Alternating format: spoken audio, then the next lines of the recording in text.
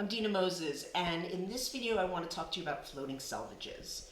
And a lot of weavers love floating selvages and they use them on everything they make. I personally don't. I do everything I possibly can not to use floating selvages, and sometimes that means going out and buying a new loom.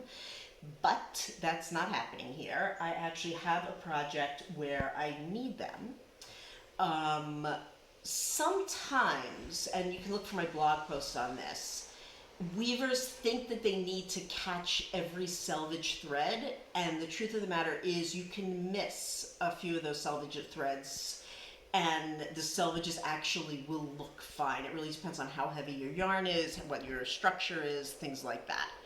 But let's look at when you do need to use floating selvages. So what a floating selvage is when your edge thread goes through the reed with everything else and then does not go through a heddle.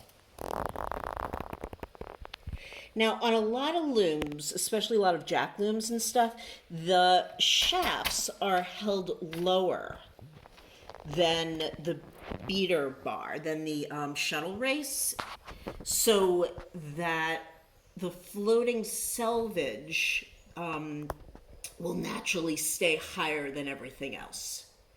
On this particular loom, the geometry is such that that doesn't work. If I don't do something with that selvage, it's actually at the same level as all the rest of the threads, and it's really hard to work with. So if you come back here, there's a couple of things that I did. So come back around here.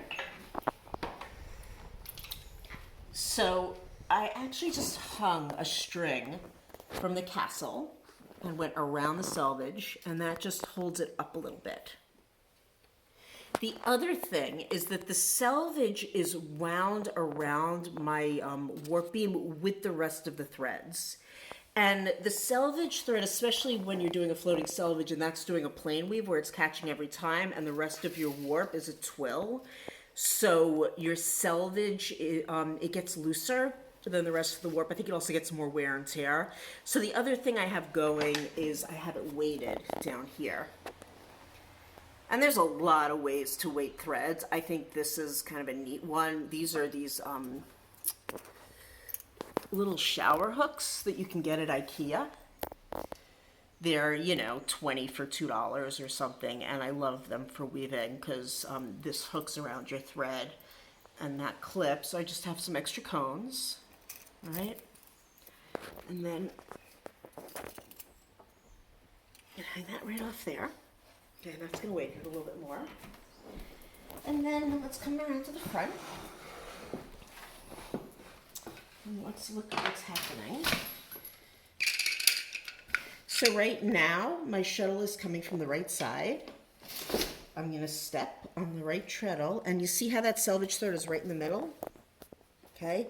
And it's going to be a pretty natural movement. It does slow me down, but you can get into a rhythm with it.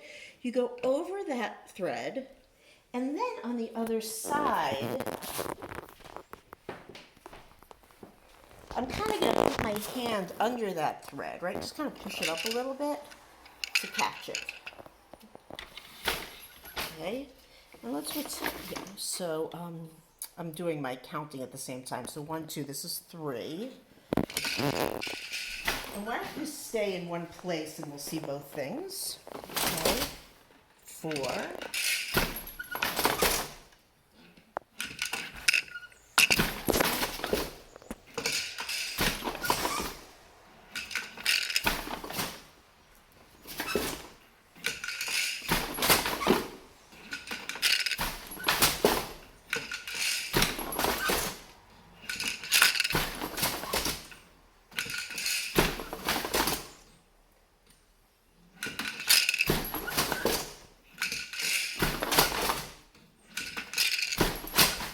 And now if you come and look at the fabric, you can see that that edge is catching on every single one. And, this is in that blog post, but one thing that you should know is that if you have extra shafts, more shafts in your pattern, if you have 2 extra shafts, you'll never have to do this because you can put those heddles on your two extra shafts. I'm sorry, those threads. Your selvage threads can go on your two extra shafts. So let's say you have a 4-shaft pattern, and on your 5th shaft is nothing but the left-hand selvage thread, and on the 6th shaft is nothing but the right-hand selvage thread. But sometimes you do need to do this, so it's good to know how.